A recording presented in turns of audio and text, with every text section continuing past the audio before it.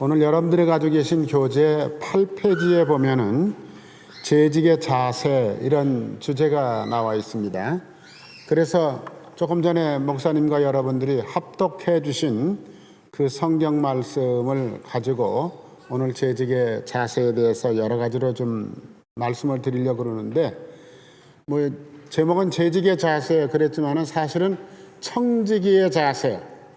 여러분들 오늘 오신 분들 다 하나님께서 부르셔서 오늘 이 자리에 나오셨거든요. 그래서 여러분들이 어떤 자세를 가지고 신앙생활을 해야 될까?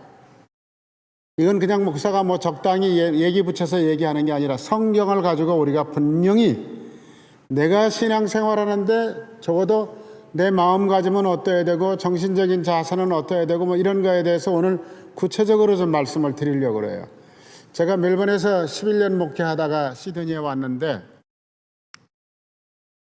첫 주일날 와서 느낀 게 뭐냐 그러면, 일부 예배 나오시는 어르신들이 이해하시기를 바랍니다. 골프 치시는 분들 절대 오해 없으시기 바랍니다.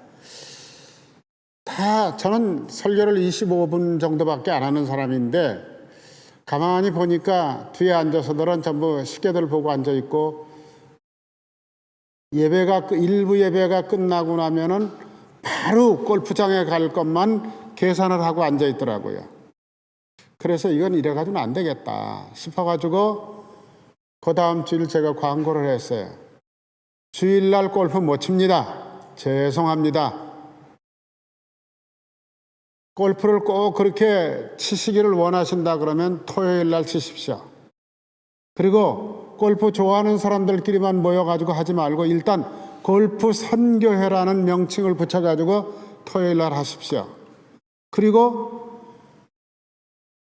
골프 끝나고 나면은 저녁 식사를 돈을 걷어가지고 한다 그러더라고요. 그래서 그렇게 하지 마시고 오늘은 김 집사님 댁에서, 다음 주간은 어느 집사님 댁에서 이렇게 해서 간단하게 식사를 하시는데 그 식사 비용은 모아가지고 사용하시고 남는 거는 선교비로 내십시오.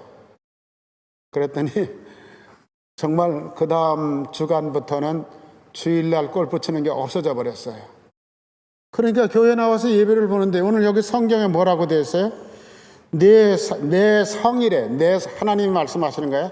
내 성일에 오락을 행치 아니하고 안식일을 일컬어 존귀한 날이라, 이렇게 하라고 그랬어요.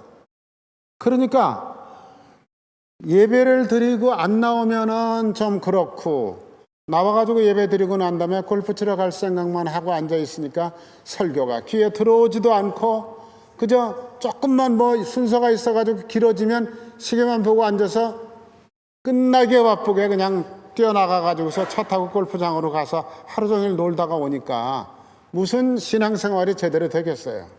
이건 안 되는 거거든요. 그래서 그렇게 했더니 정말 그게 고쳐졌어요. 그래가지고 교인들이, 그래서 저는 골프는 치지 않지만은 저녁 식사하는 시간에는 제가 꼭 가겠습니다. 그래가지고 골프 회원들 집집마다 저녁 먹는 데는 꼭 참석을 했어요. 그래 같이 가서 하니까 또 재밌는 일이 있더라고요. 목사님 안 오시면 좋은데, 안 오시면 좋은데 하는 이유가 있죠. 골프들 치고 와서 저녁에 힘드니까 맥주 한 잔씩 하자 그거죠. 근데 목사님이 딱 와서 앉아 있으니까 그것도 곤란하다 그러는 얘기인데 몇 번 지나고 나니까 그것도 곤란하지 않더라고요. 전혀 관심 없더라고요. 없어지더라고요, 그게. 그래서 오늘 여기 성경 말씀 말다랑 내 성일에 오락을 행하지 아니하고 안식일을 일컬어 즐거운 날이다. 안식일이라는 말 그대로 또 주의 날입니다. 주님이 부활하신 날이거든요. 구약시대에는 안식일, 천지창조를 창조하시고 하루 쉬는 날로 해서 하나님께서 쉬시면서 너희들은 그날 교회 나와서 하나님의 말씀 듣고 찬송 부르고 그러면서 안식일을 지켜라. 그런데 신약시대에 와서는 그 안식일이 예수 그리스도께서 부활하신 날로 바뀐 겁니다. 그래서 그 부활하신 날이 첫째 날이에요. 여러분들 달력 보시면은 대개 다 월요일이 첫째 날인 것처럼 생각하시지만 보세요. 주일이 제일 먼저 있습니다. 첫날 부활하셨거든요. 그래서 그날을 주일이라 그래요. 자, 여러분들은, 우리 재직들은, 또 교회에서 임직을 받아서 일하시는 분들은 앞으로 무슨 일이 있든지 꼭 주일이라는 말을 써야 돼요.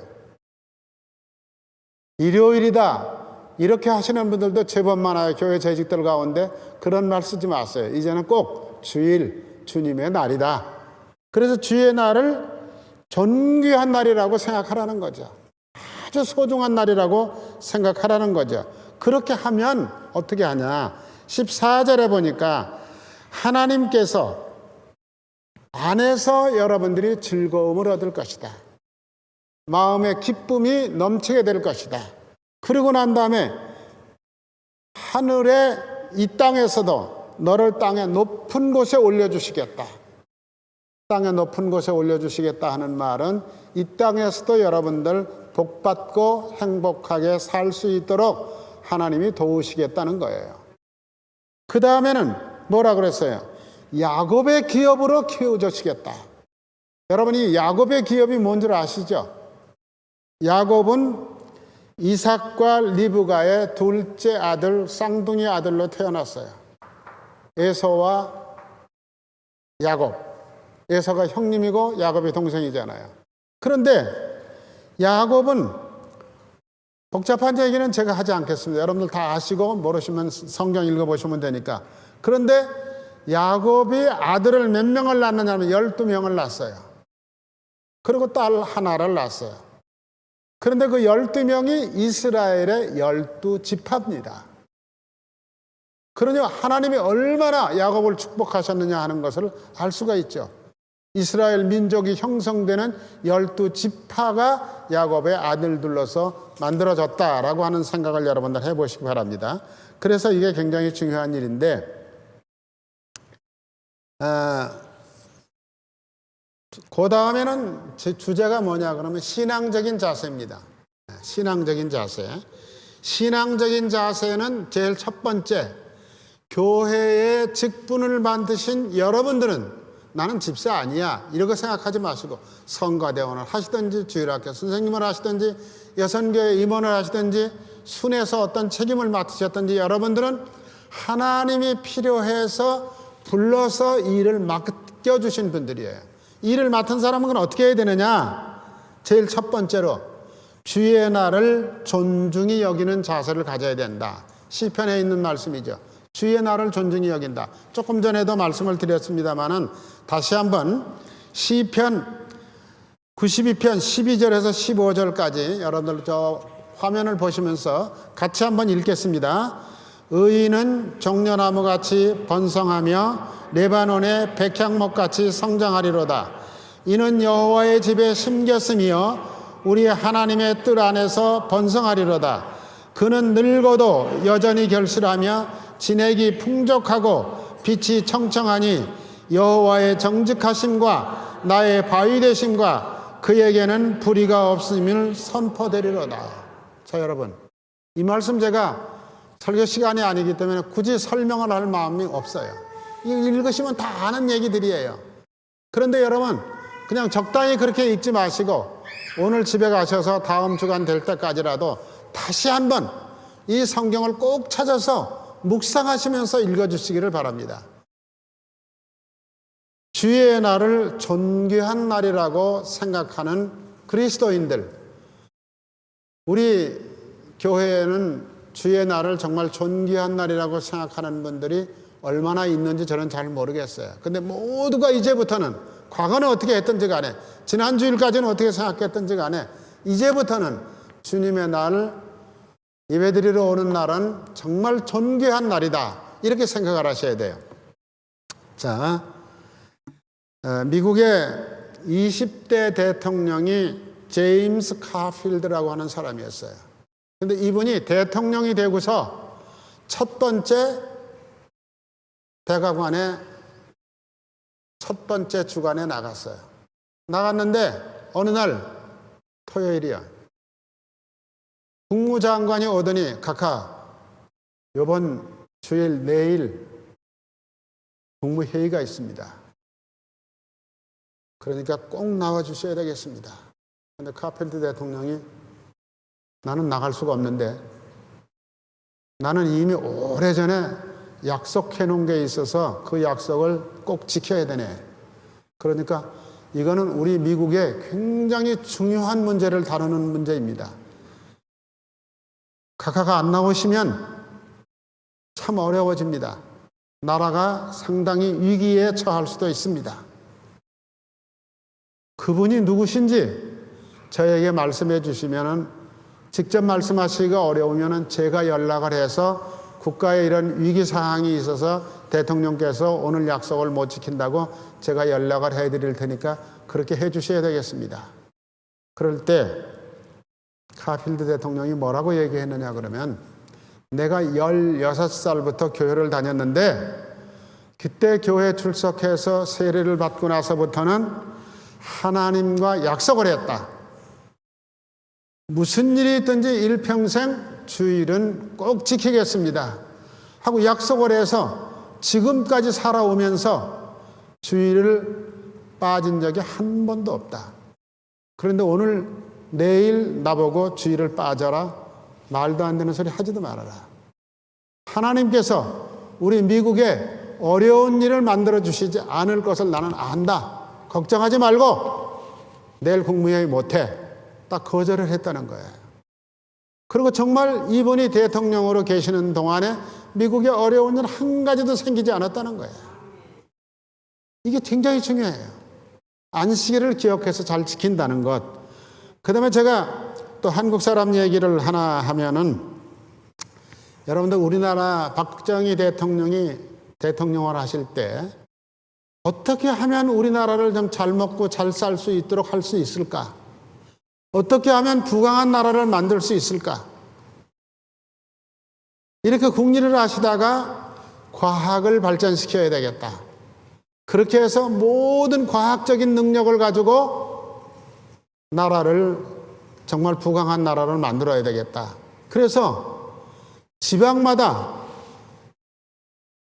인문고등학교를 요새는 여러분 어떻게 했습니까?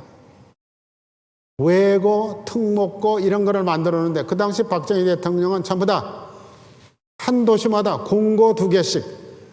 제가 있던 창신고등학교도 인문고등학교였는데 갑자기 내려온 거예요. 창신고등학교는 공고로 만들어라. 우리 미션 스쿨이기 때문에 그렇게 할 수 없습니다. 안 돼. 공고로 만들어. 그래서 고등학교를 만들었어요.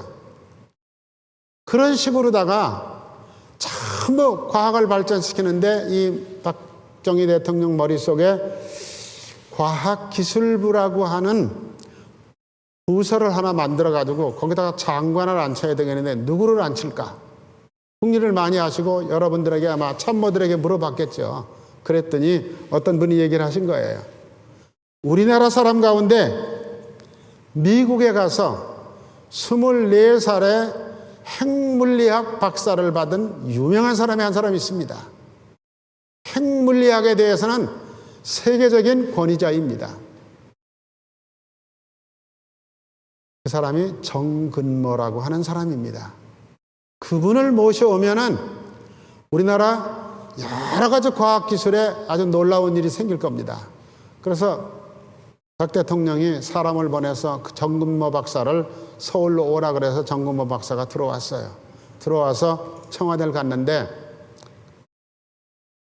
쭉 설명을 하시면서 자네가 우리나라 과학기술부 초대 장관을 좀 맡아가지고 과학기술을 발전시켜서 우리 국민들이 배불리 잘 먹고 살 수 있도록 모든 지역마다 공장을 만드는 일을 앞장서서 해야 되겠는데 좀 도와주면 좋겠네. 그랬더니 그 정근모 박사가 한 얘기가 있어요.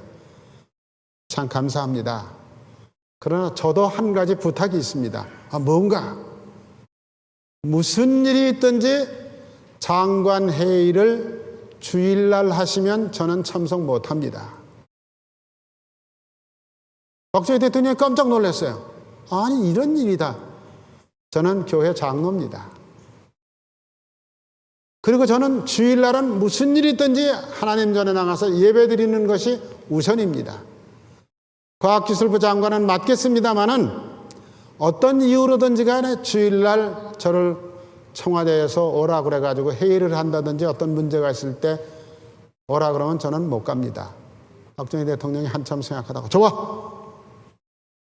안 되면 차관 오라 그러지. 이러시면서 과학기술부 장관을 임명을 했어요. 그런데 정말 얼마 안 가서 핵발전소에 문제가 생겼어요. 그래가지고 주일날 갑자기 내각 회의가 열렸는데 안 갔습니다. 안 가고 차관 보고 참석하라. 난 안 간다. 나는 대통령하고 약속했고 하나님하고 먼저 약속한 사람이기 때문에 갈 수 없다. 이렇게 하셨어요. 참 얼마나 확실하게 신앙을 가지신 분이냐. 자, 여러분, 정근모 박사가 어려서부터 교회 다니는 사람 아니에요. 나이가 많이 먹어가지고 장가 들어서 아들을 낳았는데 아들이 죽을 병에 걸려서 도무지 고칠 수가 없고 미국의 좋은 병원 다 쫓아다녔는데도 고칠 수가 없었어요.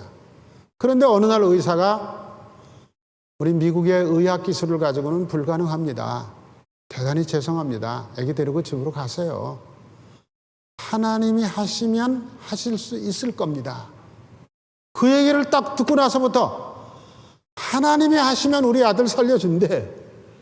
그래가지고 그날부터 교회를 다니기 시작을 한 거예요. 그런데 그렇게 확실하게 하나님을 만나고 그 다음에 장로가 되고 일평생 신앙생활을 하시는 그런 분으로 아주 소문난 분입니다. 자, 여러분, 주일날 교회에 예배 드린다고 하는 게 얼마나 중요한 것인가.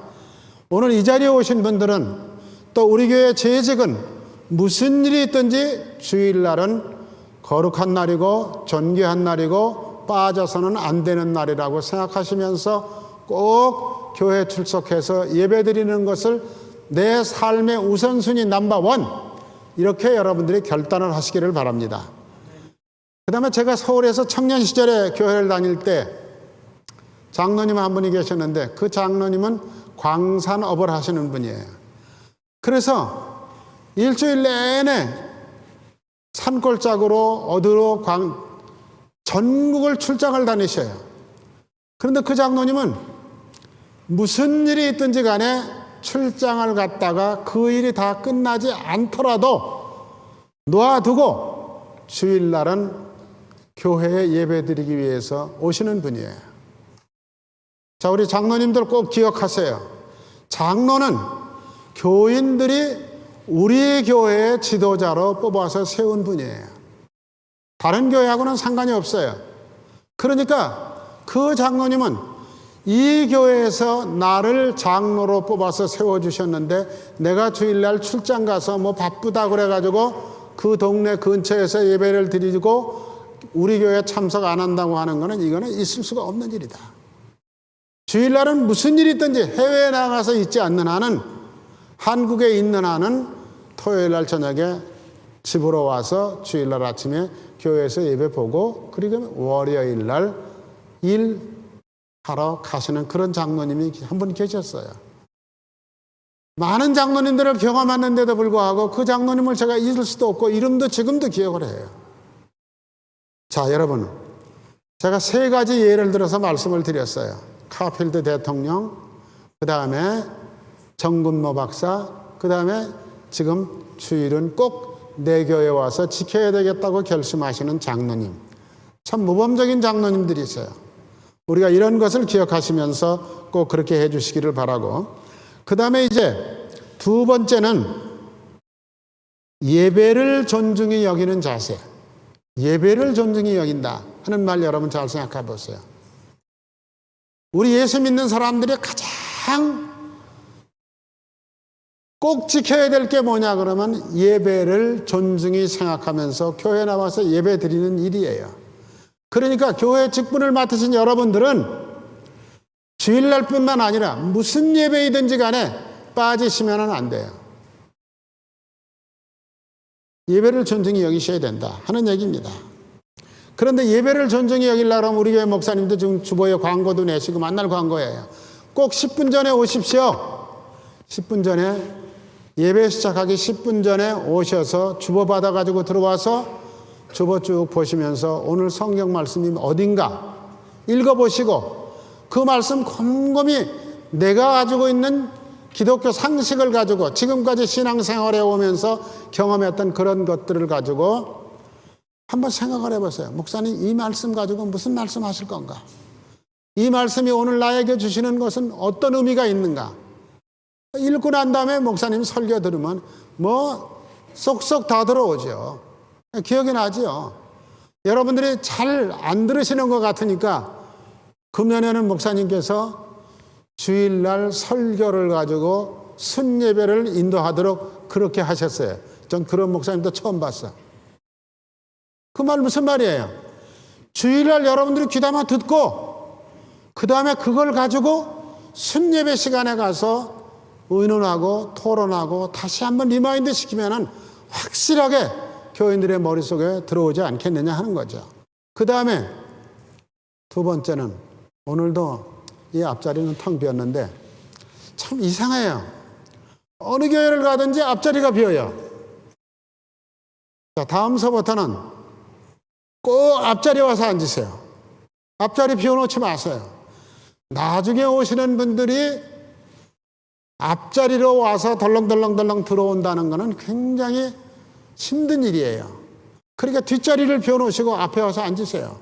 앞에 와서 앉으시면 목사님 얼굴 딱 쳐다보고 설교 말씀 들을 수 있어요. 딴 생각하지 않을 수가 있어요. 그러니까 정말 은혜 받는 자리는 앞자리예요. 그러니까 다음 주간부터는 꼭 오시면은 우리 여기 권사님처럼 앞자리에 와서 앉으셔서 예배 드리시는 여러분들 되시기를 정말 부탁합니다. 저도 목회할 때 수도 없이 부탁했는데 잘 안 돼. 이상하리만 제 앞에는 안 오려고 그래.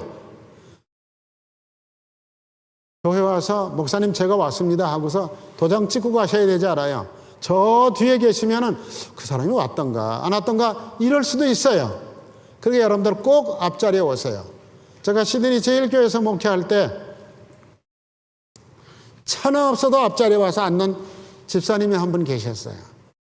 근데 그분이 키도 조그마하고 얼굴도 새까맣고 조그만 분인데 이민을 오셨다 그러면서 교회를 오셨는데 오시는 날부터 수요 예배든 새벽 기도든 무슨 예배, 주일 예배는 물론 말할 것 같아요. 요 앞자리에 딱 와서 두네가 앞에 와서 앉으셔요. 그래서 나중에 제가 신방 가서 좀 여쭤봤어요. 그리고 자세하게 좀 물어봤더니 기가 막힌 분이에요 또. 전라남북도 그 당시에 조폭 대장이야. 조폭 대장인데 그 조폭들도 수련회가 있대요. 그래가지고 어느 날 지리산에 가서 수련회를 했대. 그 수련회를 하는데 거기 가서 수련회를 하는 중에 자기가 생각을 했대요. 내가 언제까지 이 조폭 대장 노릇을 하면서 다른 사람들 거 다 강제로 뺏고 못 살게 굴면서 이렇게 살아야 할 건가? 이건 아니다. 뭔가 나도 좀 바뀌어야 되지 않겠나? 나도 아들도 낳고 딸도 낳아서 키우는데 애들이 저희 아버지를 뭐라고 생각하겠나? 이런 생각이 들더래요. 그래가지고 곰곰이 생각을 하고 있는데 갑자기 하나님의 음성이 들리더래요. 너 여기를 떠나라. 그래서 그 길로 내려가서 교회를 다니기 시작을 했는데 여러분, 조폭의 세계는요, 그 자리에 있다가 그 자리를 떠나면요, 그 있는 조폭들끼리 죽여버린대요. 쥐도 새도 모르게 죽여버린대요. 살 수가 없답니다. 그 세계에 일단 들어가면은. 그래서 이 친구가 어느 날 비행기를 타고 호주로 와버린 거예요. 이민을 온 게 아니에요. 한국에 집 그런 거 다 놔두고 여기 와서 교회를 출석하기 시작을 한 거예요. 그런데 그분 생각에 내가 이왕에 예수 믿으면 조폭도 그렇게 열심히 했는데 신앙생활 바르게 해야 되지 않을까? 목사님 말씀 잘 들어야 되지 않을까? 그리고 그렇게 하려고 그러면 저 뒷자리에 앉아가지고는 안 되고 앞자리에 앉아야 되겠다 생각하고 매일 예배 시간마다 앞자리에 앉으시는 분이에요. 참 대단한 분이에요. 그래서 많은 사람들에게 모범을 보였던 그런 사람이에요. 우리가 신앙생활하면서 꼭 앞자리, 그 다음에 경건하다는 말은 무슨 말이에요? 다른 생각하지 말고 정말 하나님 앞에 내가 예배를 드린다, 이 생각을 하시고, 여기 하나님 앞에 여러분들이 예배를 드리러 왔는데 앉아가지고 뒤 쳐다보고 옆 쳐다보고 적당히 장난하고 낙서하고 뭐 이러면서 다른 거 보고 앉아있고, 하나님 앞에 어떻게 그렇게 하겠어요? 여기 만일 호주 수상이 다음 주일날 여기 오신다 그러면 여러분들 어떻게 하시겠어요? 아, 수상이 우리 교회 참 예배에 참석하신다는데 좀 일찍 나가야지. 다 그러시지 않겠어요? 그 다음에 옷 아무거나 입고 나오겠어요? 그래도 새 옷을 안 입다고 하더라도 내가 가지고 있는 옷 가운데 가장 깨끗하고 정장을 하고 교회에 나오시는 게 하나님 앞에 나오는 경건한 모습이에요. 우리 찬양 인도하시는 분들, 집사님, 전도사님, 목사님들 앞으로 여기 나와서 쓰시는 분들은요, 꼭 복장도 좀 단정하게 해주세요. 사람 앞에 나와서 하나님을 찬양하자고 하면서 지난번에 보니까 모자를 탁 뒤로 쓰고 이러고 나와서 찬양은 열심히 부르던데 은혜가 되질 않아요. 이건 제가 나이가 많기 때문에 저만 그런 게 아니에요. 그러니까 우리가 하나님 앞에 예배를 보러 나올 때는 그래도 가능하면 깨끗하게 정장을 차리고 나와서 앉아서 하나님 앞에 예배를 드리는 것이 가장 하나님 보시기에 아름다운 방법이다 하는 겁니다. 요한복음 4장 24절 그 밑에 성경 말씀 한번 같이 읽겠습니다. 하나님은 영이시니 예배하는 자가 영과 진리로 예배할지니라. 하나님은 영이셔요. 그 하나님이 영인데 영 앞에 나와서 우리가 앉아서 예배를 드릴 때는 어떻게 하느냐? 하나님은 영이시기 때문에 나의 모든 것을 다 꿰뚫어 보고 계시는 분이에요. 그분 앞에 앉아서 예배를 드리는데 정중하게 앉아서 예배 드려야 되지 않겠어요? 이 말을 우리가 꼭 기억하셔야 돼요. 여러분 주일날마다 예배 시간마다 이 자리에 들어오실 때는 하나님이 계시는 곳에 내가 왔다 이렇게 생각을 하신다 그러면 여러분들이 다 단정하게 정장을 하고 아마 이렇게 오실 수 있지 않겠느냐. 그 다음에 누가복음 24장 52절 53절 이거는 여러분들이 집에 가셔서 꼭 찾아서 읽어보시기를 바랍니다. 그 다음에 말씀을 존중히 여기는 자세, 말씀을 존중히 여기는 자세. 제가 여러분들에게 물어봅니다.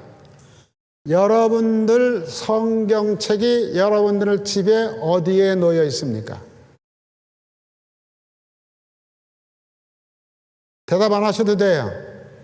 내 성경책 어디 있지? 그것만 알고 계시면 돼요. 혹시 일주일 내내 자동차 트렁크 안에 놔두는 거 아니에요?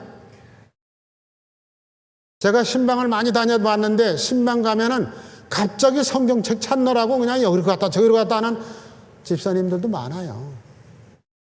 그리고 먼지 묻었으니까 쓱쓱 닦아가지고 이렇게 들고 나와요. 절대 안 됩니다. 성경책은 하나님의 말씀이에요. 하나님이 나에게 주신 가장 소중한 선물입니다. 또 그렇게 생각하지 않는다고 하더라도 오늘날 여러분들이 가지고 계신 그 성경책이 내 손에 들어오기까지 얼마나 많은 사람들이 고생을 하면서 그 책을 우리말로 번역해 주셨는 줄 알아요? 존 로스 목사라고 하는 사람이 중국 센양에 앉아가지고 함경도에 있는 청년들 가운데 한자를 잘 아는 청년들을 불러다가 월급을 주면서 1년 동안 중국 성경을 가지고 한국말로 번역해서 만들어낸 게 존 로스 목사의 신약 성경이에요. 그 다음에 또 일본에서 일본말로 된 성경을 한국말로 만들어서 쪽복음을 만들어서 우리나라로 보냈어요. 그 다음에 선교사들이 가져온 영어 성경을 가지고 우리나라 공부를 많이 하신 목사님들 가운데 몇 분이서 앉아가지고 그것을 우리말로 번역을 하신 거예요. 그래가지고 오늘날 이걸 다 합쳐서 우리가 볼 수 있는 성경을 만들었는데 오늘날은 여러 가지 종류의 성경이 있어요. 어떤 것이든지 간에 이렇게 해서 내 손에 들어왔으니까 나는 영어를 하지 않아도, 나는 중국말을 몰라도, 나는 일본말을 몰라도 우리 선배 목사님들 가운데 다 애쓰고 노력하고 공부해서 이렇게 책을 만들어서 오늘날 내 손에 쥐어졌다고 생각하시고 이게 하나님의 말씀이다 라고 생각한다면 어떻게 아무데나 놔두고 있습니까? 여러분들 집에서 가장 언제든지 보고 싶을 때 꺼내서 볼 수 있는 잘 보이는 좋은 자리에 침대 옆에 거기 두시고 읽으신다든지 이렇게 해서 성경 말씀을 가장 소중히 생각하는, 하나님의 말씀을 가장 소중히 생각하는 그런 것. 그 다음에 두 번째는 여러분들 성경을 묵상하고 성경 공부, 우리 교회에 지금 성경 공부 모임이 여러 개가 있어요. 또 목사님 혼자서 이렇게 많은 성경 공부를 또 인도하는 것도 참 너무너무 깜짝 놀랄 노릇이에요. 목사님은 그렇게 여러분들에게 성경 가르쳐 주시려고 애를 쓰시는데 지금 잘 참석하고 계시는 거예요? 어떤 일이 있든지 간에 성경 공부 모임에 한 가지라도 꼭 참석하셔서 성경을 배워야 되겠다고 생각하시고 공부하시기를 바랍니다. 말씀이 얼마나 중요한가를 배워야 돼요. 그 다음에 매주일 설교 시간에 아멘, 아멘이라는 말 무슨 말이에요? 하나님의 말씀 옳습니다. 나는 하나님의 말씀 그대로 믿습니다. 그런 뜻이거든요. 근데 아멘 안 하는 교인들이 훨씬 더 많아. 아멘 하는 사람이 이상한 사람으로 생각해. 그럴 거 없어요, 여러분. 하나님의 말씀이 꿀송이보다도 달다고 그랬는데 그러면 여러분들이 아멘으로 받아들이셔야 돼요. 예. 그렇게 해서 나의 삶에 하나님의 말씀이 내 모든 것을 할 수 있도록 그렇게 인도해 주셔야 돼요. 그 다음에 이제 거기 보면은 요한계시록 22장 18절 19절 말씀 우리 같이 한번 읽습니다. 내가 이 두루마리의 예언의 말씀을 듣는 모든 사람에게 증언하노니 만일 누구든지 이것들 외에 더하면 하나님이 이 두루마리에 기록된 재앙들을 그에게 더하실 것이요. 자, 이 말씀 잘 생각해 보세요. 이 말씀 생각하면 여러분들 무슨 생각이 나요? 이 말씀을 생각하면 이단에 빠질 수가 없어요. 성경 말씀이 뭐라고 그랬어요? 하나님이 분명히 예언의 말씀을 가지고 증언하는데 누구든지 이 성경에 있는 말씀 외에 어떤 것을 더한다든지 자기 멋대로 해석을 사사로이 풀어서 해석을 한다든지 하는 사람들에게는 성경에 기록된 모든 재앙을 그들에게 내리겠다고 그랬어요. 이 말씀을 붙들고 있으면 어떻게 교회 다니는 사람들이 신천지에 빠집니까? 어떻게 이단에 넘어갑니까? 이단에 넘어가는 사람들은 성경 말씀이 뭔지도 모르고 그냥 교회 다니는 사람들이 넘어가는 거예요. 오늘 뉴스 보니까 대구에서 갑자기 10명의 환자가 발생하려 했는데 대구 교회, 나는 그러길래 이거 또 기독교 욕먹는구나 그랬더니 보니까 신천지 대구 교회래. 거기서 10명이 하루 저녁에 10명이 발생을 했어요. 자, 여러분 무슨 일이 있든지 여러분들은 이단 종파에 넘어가시면 안 됩니다. 성경 말씀, 요 말씀만 붙들고 있어요. 요 말씀에 요한계시록에 딱 해서 줄쳐 놓으세요. 그리고 무슨 일이 있든지 이 말씀만 붙들고 있으면 절대 이단에 넘어갈 수가 없습니다. 그 다음에 두 번째는 정신적인 자세예요. 우리가 하나님의 말씀을 듣고 예배를 존중히 여기는 신앙적 자세를 지금까지 말씀드렸는데 그 다음에는 정신적인 자세예요. 우리 신앙생활하는 거는 정신 문제예요. 그러니까 정신적인 자세 가운데 제일 첫 번째가 뭐냐 그러면 주인의 정신으로 내가 브리스벤 한인 장로교의 주인이다. 여러분들 항상 그런 마음을 가지시고 이 교회를 섬기셔야 돼요. 주인이라고 한다 그러면 교회 일에 대해서 자꾸 헐뜯고 쓸데없는 소문 내고 이렇게 하지 않습니다. 주인인데 어떻게 그렇게 하겠어요? 그러니까 주인의 정신으로 하는데, 여기 베드로전서 5장 1절에서 3절까지 말씀 우리 같이 한번 또 읽습니다. 너희 중 장로들에게 권하노니 나는 함께 장로된 자요 그리스도의 고난의 증인이요 나타날 영광에 참여할 자니라. 너희 중에 있는 하나님의 양무리를 치되 억지로 하지 말고 따라 자원함으로 하며 더러운 이득을 위하여 하지 말고 기꺼이 하며 맡은 자들은 주장하는 자세로 하지 말고 양무리의 본이 되라. 자, 여기는 장로님들에 대해서 얘기를 했습니다. 이건 장로님들만 알면 돼, 우리는 알 필요가 없어, 이렇게 생각하지 마세요. 여러분들은 다 부름받은 사람들이에요. 이 시대에는, 이 성경에 쓰여진 시대에는 권사, 집사 이런 거 없었어요. 그냥 장로님들이 주인이었어요, 교회에. 그런데 오늘날 장로님은 교회를 다스리는 장로님, 여러분들이 뽑아서 안수해서 세우신 시무장로님이라고 그래요. 그 다음에 목사도 장로예요. 목사는 말씀을 가르치는 일을 하는 장로입니다. 그래서 여러분들이 여기 이 말씀을 잘 기억할 게 뭐냐 그러면, 장로가 된 베드로가 먼저 장로된 사람으로서 내가 여러분들에게 권하니까 잘 좀 들어주십시오. 그 말은 무슨 말이냐 그러면은, 하나님의 양무리를 치되 억지로 하지 말아라. 목사님이 시키니까 할 수 없이 맡아서 일을 해야 되겠다, 이렇게 하지 말라는 거예요. 억지로 하지 말라.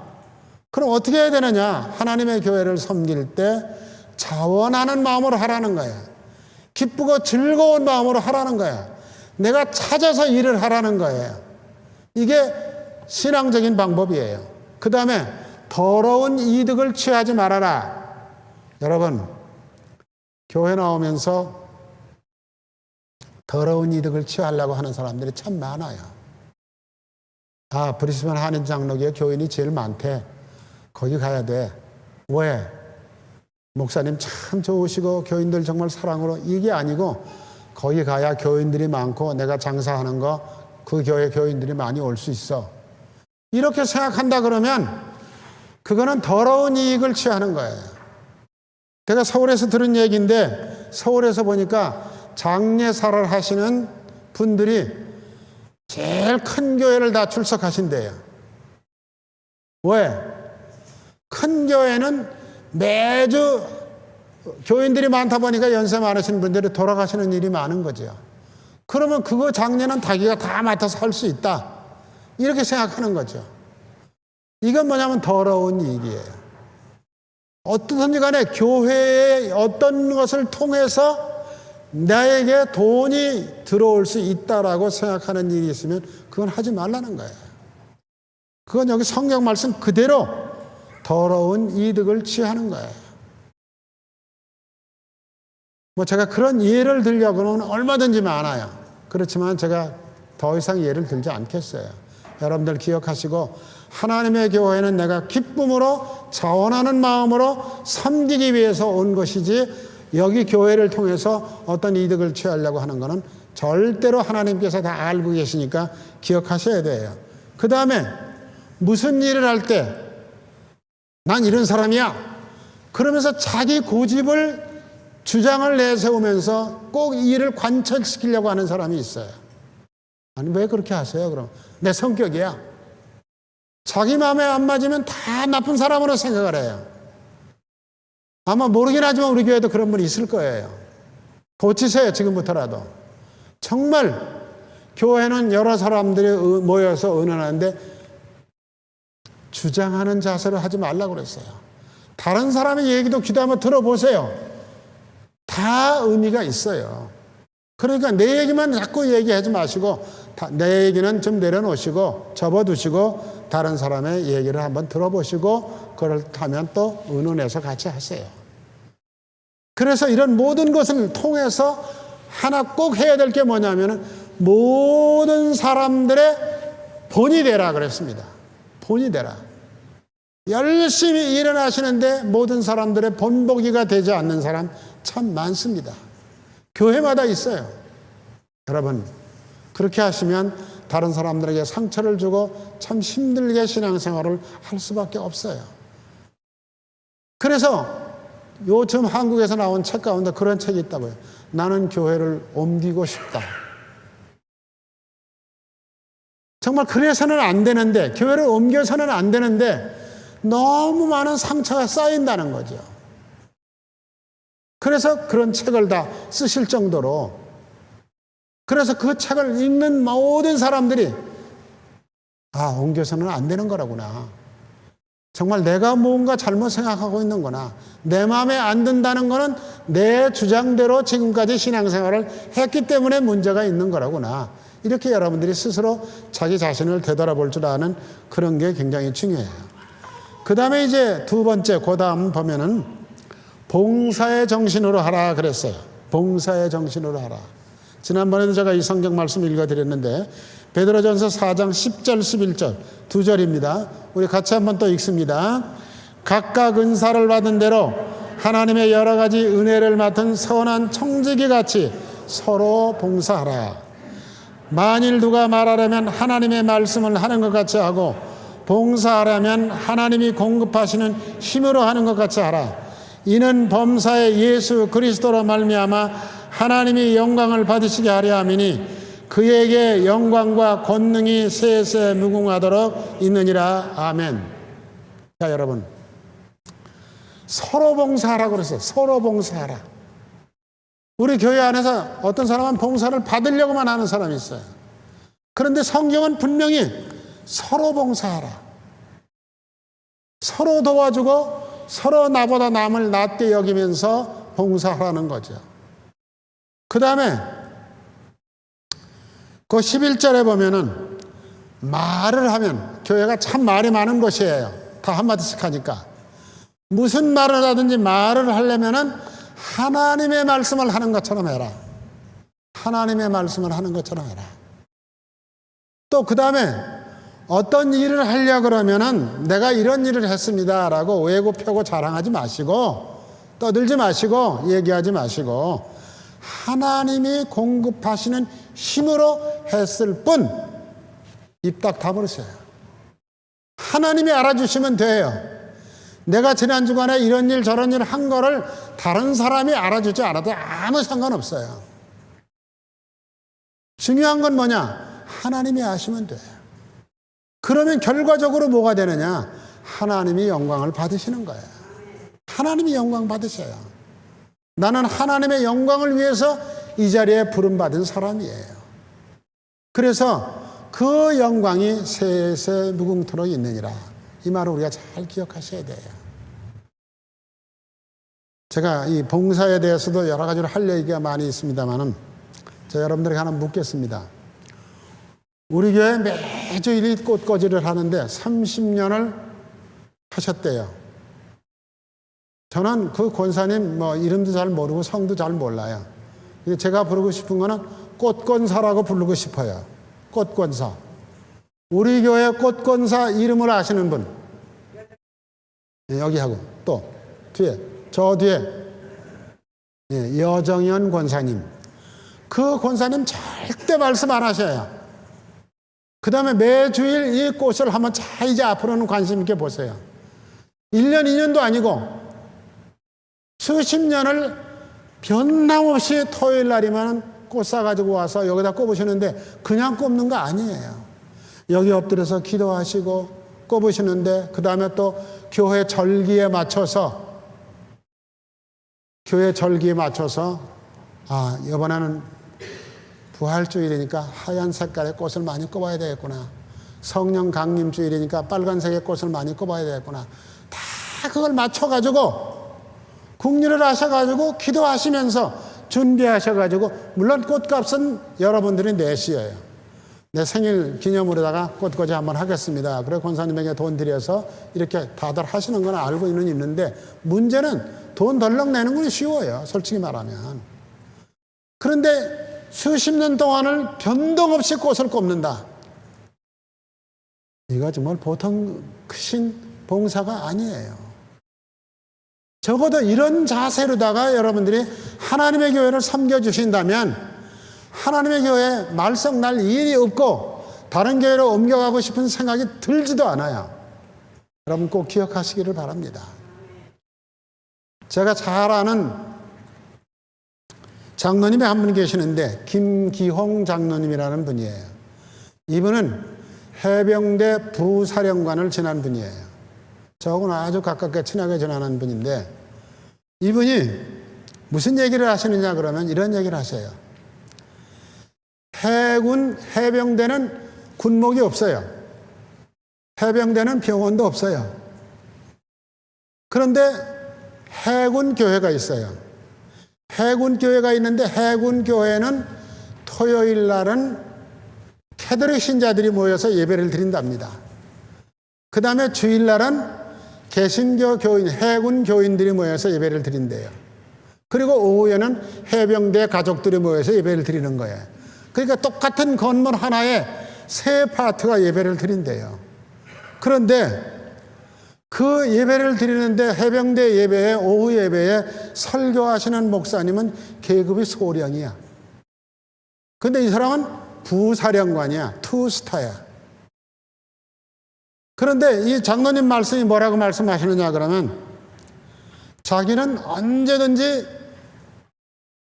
주일날 새벽 3시에 일어나서 교회를 간대요. 왜요? 내가 물어봤어요. 새벽 기도가 있어요? 군인교회도? 그랬더니 그거 아니래요. 토요일날 캐톨릭 교인들이 예배를 드리고 가면은 교회가 엉망이래요. 화장실이고 교회고 마당이고 어디고 맨 담배 공치 천지고 맥주병 아무데나 집어넣어서 깡통 나둥으로 돌아다니고 그런데 그거를 치워야 되겠다고 생각하는 사람이 아무도 없는 거야. 그래서 이분이 새벽 3시에 교회 가서 기도하고 난 다음에 마당까지 다 떨어진 담배꽁초 줍고 맥주 깡통 줍고 또 화장실에 가면 소변 보는 데다 그냥 담배꽁초 막 버려놓은 거 다 주워가지고 깨끗하게 치우고 주일날 아침에 해군 가족들이 예배를 드리러 올 때도 정말 깨끗하게 그 다음에 뭐 해군 가족들이 예배 드리고 갔으니까 또 어질러질 염려는 별로 없죠. 오후에도 깨끗하게. 그런데 그렇게 자기가 하는 거를 아는 사람이 그 교회에서 아무도 없대요. 자기가 그렇게 아무도 모르게 부사령관 시절에 그 일을 3년 동안 했대요. 그런데 그 장로님이 그걸 뭐 저하고는 친하니까 얘기를 하시는 건데 그렇게 말씀을 하시면서 그렇게 열심히 섬겼더니 하나님께서 제대하고 난 다음에 갈 자리를 마련해 주시더래요. 그래서 그게 뭐냐? 뭐가 갈 자리냐?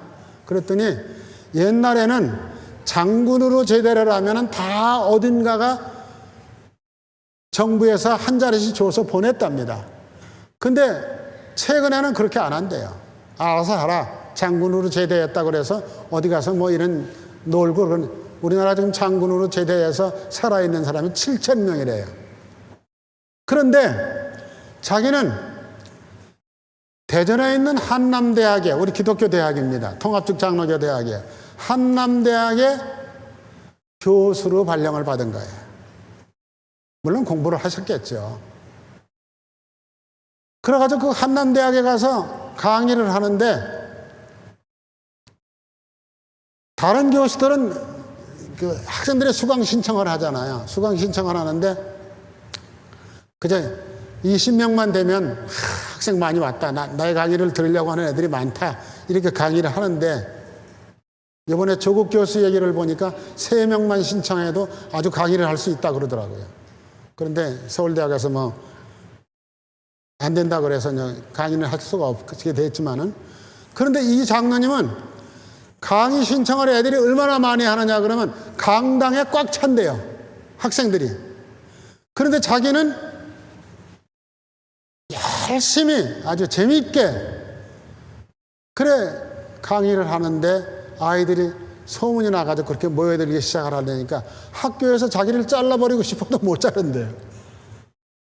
그래서 너무너무 행복하게 다른 분들은 다 별 달고 제대해가지고 장기나 두고 앉았고 모여가지고 네가 더 크니 내가 더 크니 도토리 키재기식으로 얘기들 하고 놀고 앉아있는데 그렇게 안 한다는 거죠.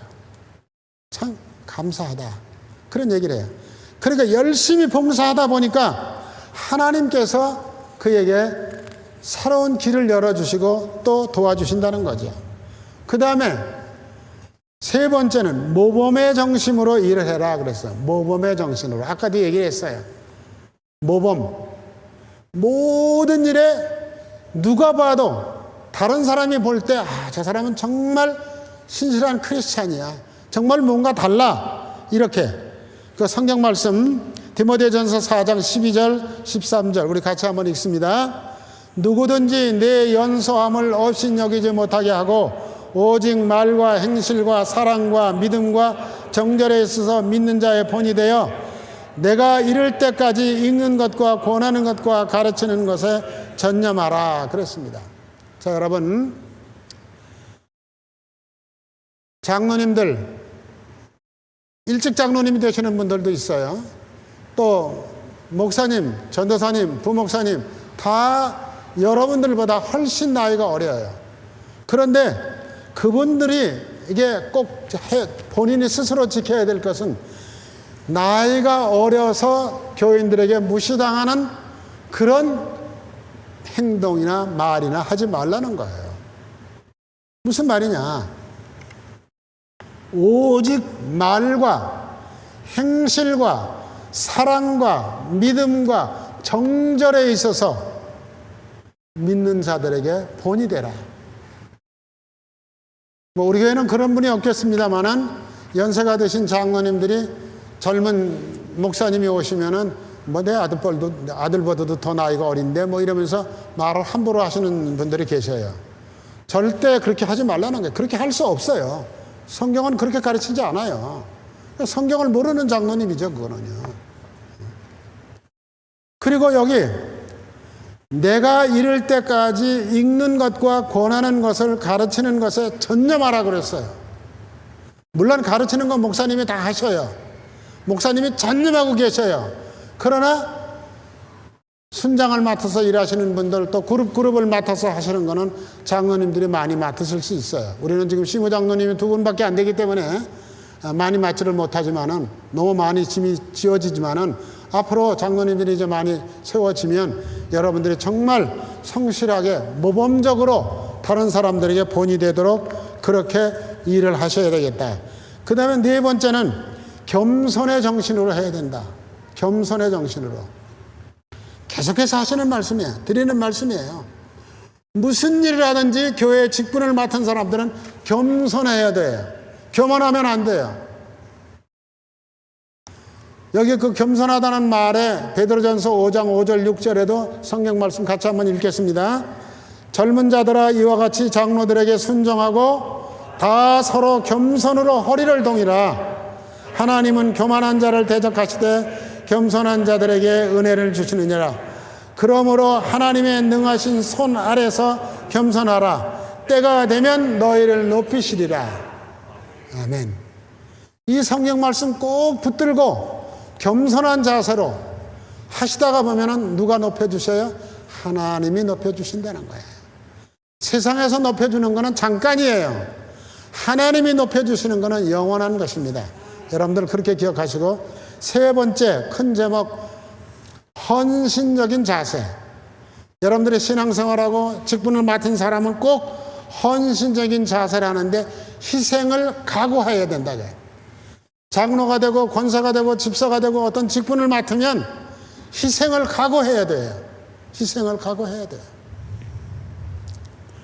근데 그 희생을 각오하는데 어떤 각오를 가지고 해야 되느냐 하는 거죠. 2절만 우리 같이 한번 읽겠습니다. 2절 거기 나오는 거. 로마서 12장 2절입니다. 너희는 이 세대를 본받지 말고 오직 마음을 새롭게 함으로 변화를 받아 하나님의 선하시고 온전하신 뜻이 무엇인지 분별하도록 하라. 교회 일을 하다 보면은요, 헌신이 필요할 때가 참 많아요. 제가 웨스턴 오스트리아에서 목회할 때 그때는 이제 우리나라에서 유학생들이 처음으로 호주에 막 밀려 들어올 때였어요. 그냥 뭐 누구든지 호주로 막 들어왔어요. 호주 못 들어오게 하다가 이제 문이 열리기 시작을 한 거야. 그러니까 매주일 교회 가면은 유학생들이 한 10명씩, 20명씩 매주일 와요. 그런데 예배만 끝나고 나서 뭐 다른 데 인사하고 점심 먹고 이러고 보다 보면은 그 유학생들 어디로 갔는지 한 명도 없어. 그 이상하다. 그래 나중에 알아보니까 그때 그 교회에 김 장로님이라는 장로님이 계셨는데 그 김 장로님은 6.25 전쟁 때 폭탄을 맞아가지고 이 팔이 없어요. 한쪽 팔이 없어요. 없는 분인데도 주일날 새로 나오는 사람들은 다 챙겨가지고 자기 집으로 데리고 가. 자기 집으로 데리고 가서 그 부인 집사님하고 같이 점심을 자기 집에서 대접을 해. 그리고 이분이 대학의 교수예요.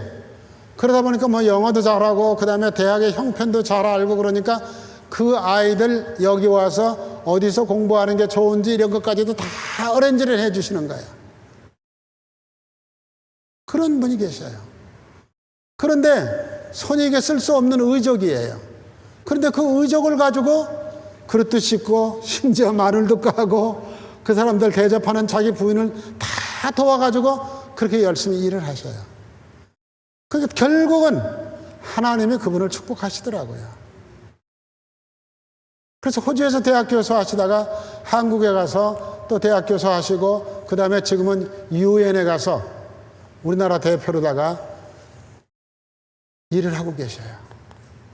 얼마나 감사한지 몰라. 이런 것. 그 다음에 헌신적인 자세라는 거는 뭐냐. 꼭 보이지 않게 하는 일들이 있어요. 선교사들을 돕는 사람들. 물론 교회 헌금에서 헌금으로 도울 수도 있는데 선교사님들을 개인적으로 돕는 분들도 참 많으셔요. 이런 것들. 그 다음에 교회 나오시는데 무언가 내 도움이 필요한 사람이 누구일까?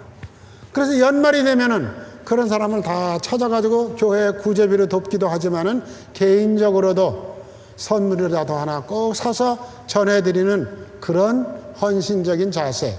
이런 자세가 우리 교회를 아름답게 하고 우리 교회를 아주 멋진 교회로 만들어가는데 도움이 되는 일들이에요. 헌신적으로 일하는 것은 남에게 드러내지 않습니다. 역시 교회 일은 드러내지 않는 게 제일 좋아요.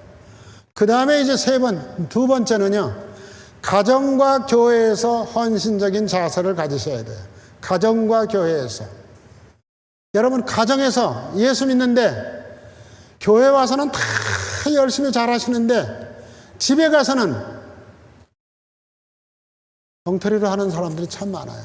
집에 가서는 가정을 돕지도 않고 아이들한테 소리나 빽빽 지르고 그냥 가부장적인 그런 권위를 가지고 야단만 치는 그런 분들 참 많으시거든요. 그래서 여러분 무슨 일이 있든지 간에 우리 예수 믿는 사람들은 집에 가서도 헌신적으로 가정일을 도우십시오. 그 다음에 모든 식구들에게 선하게 아름답게 보이도록 노력을 하십시오. 아주 열심히 신앙생활 잘 하시는 집사님 2-4분이 계셨어요. 그런데 그 아들이 다 컸는데 제가 나중에 물어봤어요. 야 이놈아 너 장가 갈 때는 너 장가 안 가? 그랬더니 나 장가 안 가요. 왜? 우리 엄마 같은 사람 만날까 봐요. 자기 엄마 같은 사람 만날까 봐 자기는 장가 안 간다는 거야. 그 말은 무슨 말이에요? 교회 오면 다 열심히 일도 잘하시고 그런데 집에 가면 엉망이신 거예요. 교회에서 하는 삶하고 집에서 사는 삶이 전혀 다른 거예요. 우리 이렇게 하면 안 됩니다. 우리 교회 직분을 받으신 분들은 가정에서도 그리고 교회에서도 모든 일에 헌신적인 자세를 가지고 일을 하셔야 돼요. 그래서 여기 성경에 있는 말씀 이거는 꼭 좀 읽으시면 좋겠어요. 신명기 11장 18절 20절입니다. 18절 다 같이 이러므로 너희는 나의 이 말을 너희 마음에 두고 그것을 너의 손목에 매어 기호로 삼고 미간에 붙여 표를 삼으며 또 그것을 너희 자녀에게 가르치며 집에 앉았을 때든지 길을 갈 때든지 누워있을 때든지 일어나 말씀을 강론하고 또 내 집 문설주와 바깥문에 기록하라. 이 말도 제가 설명하지 않겠어요. 여러분, 이거를 여기 제일 처음에 뭐라 그랬어요? 마음에 두고, 마음과 뜻을 두고 그것을 너의 손목에 매서, 손목에다 매고 기호로 삼아라. 액세서리 거는 게 아니라 여기다 성경 말씀 이거를 두르고 다녀라. 그 다음에 여기 이마박에다 미간에다가 붙여라 그랬어요.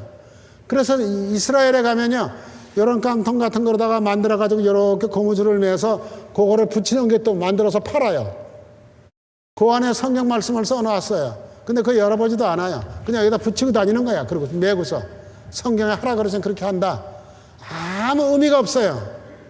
미간에 붙이라는 말은 무슨 말이에요? 항상 네 가장 잘 보이는 얼굴 그 이마에 하나님의 말씀이 떠나지 않게 해라. 네 손목에 액세서리를 거는 게 아니라 하나님의 말씀을 걸고 다녀라. 그 다음에 그것을 너희 자녀들에게 가르치는데 잠잘 때, 길 갈 때, 누웠을 때 어떤 상황에서든지 아이들에게 그것을 가르쳐라. 그 다음에 중요해요. 20절 내 집 문설주와 밭간문에 붙여라. 제가 신방을 자주 가다가 보니까 어떤 집은 가니까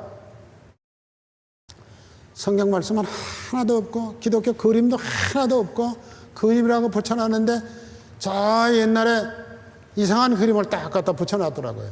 그래서 권사님 저거 뭐예요? 그랬더니 저거 굉장히 유명한 그림이래. 그 뭐가 그렇게 유명해? 이집트에서 나온 그림인데 아주 유명한 그림이래. 뭐가 유명한지도 모르고 유명한 그림이라고 갖다 붙여놓고 떠 있어요. 그것 떼서요. 그거 예수 믿는 사람들이 그런 거 붙이는 거 아니에요. 여기 성경 말씀에 뭐예요? 내 문설주와 밭간문에다가 그걸 붙이라는 거예요. 그건 뭐냐? 하나님의 말씀. 말씀을 붙이기가 좀 곤란하거들랑은 기독교 성화라도 갖다 붙이세요. 이게 그리스도인들이 해야 될 일이라는 거예요. 예수 믿는다고 하면서 엉뚱한 거나 잔뜩 갖다 붙여놓고 값비싼 거라고 좋은 거라고 이렇게 생각하면은 그거는 예수 믿는 사람들이 해야 될 일이 아니고 이 성경 말씀에 맞지 않는 거예요. 그 다음에 이제 마지막에는 재직의 헌금적 자세라 그랬어요. 이 헌금적 자세는 헌금은 여러분들 꼭 마음에 정한 대로 하세요. 그 다음에 여기 성경에 오늘 읽으면 내 재물과 내 소산물의 처음 익은 열매로 여호와께 드려라 그랬습니다. 헌금은 미리 준비해가지고 드리시는 게 좋아요. 새 돈으로 준비했다가 드리세요. 옛날에는 저희 어머니 같은 경우는 꼭 다리미로 다려가지고 이렇게 해서 딱 놔뒀다가 주일날 주더라고요. 이거 가서 헌금해라 이렇게 하고서. 아이들이 그런 거를 보면서 하나님 앞에 드리는 거는 좋고 깨끗한 걸 드려야 되는 거라구나. 거기서 그걸 배우는 거예요. 그리고 여 밑에 보면은 적게 심는 자는 적게 거두고 많이 심는 자는 많이 거둔다 하는 말이 바로 이 말이다 그랬습니다. 그래서 여러분들 헌금도 준비해 가지고 바치시고 헌금에는 제일 중요한 거는 기준이 있어요. 11조입니다. 11조. 요즘 목사님들 저도 그렇지만 목회할 때 헌금 얘기하기 참 힘들어요. 그리고 호주교회 가보면 11조 얘기 한마디도 안 하고 11조 헌금 제도도 없어요. 성경에 분명히 구약시대에 있었고 예수님께서 11조도 이것도 하고 저것도 버리지 말라고 가르쳐 주셨는데도 불구하고 11조 사람들이 싫어하니까 안 하려고 그러고 11조 하는 게 굉장히 힘들다고 생각을 해요. 근데 여러분, 내 소득의 10분의 1은 하나님 겁니다 하고 딱 떼놓는 그런 습관을 가지시면 일평생 하나도 아까운 생각이 안 들어요. 그저 당연하게 드리는 거로 되어 있습니다. 그리고 성경에는 11조는 목사님들, 전도사님들 생활비를 드리는 거는 11조에서 드리라고 성경에 되어 있어요. 12지파가 땅을 나누어 줄 때 레위 지파는 땅을 나누어 주지 않았어요. 왜? 교회에서 일하고 교인들이 바치는 11조를 가지고 그분들은 생활을 하도록 해라 이렇게 했어요.